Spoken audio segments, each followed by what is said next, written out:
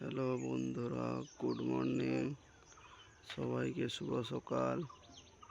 তো আজকে ব্লগটা এই থেকে স্টার্ট করছি।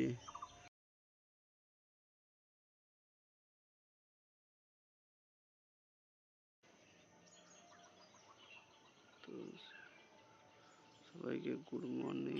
সবাই কেমন আছেন?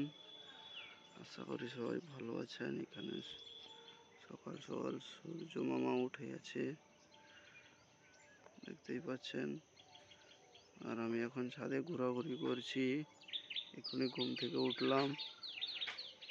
সকাল সকাল মোমেন্টটা খুব ভালো। পাখির আওয়াজ কিচির মিচির করে ডাকছে।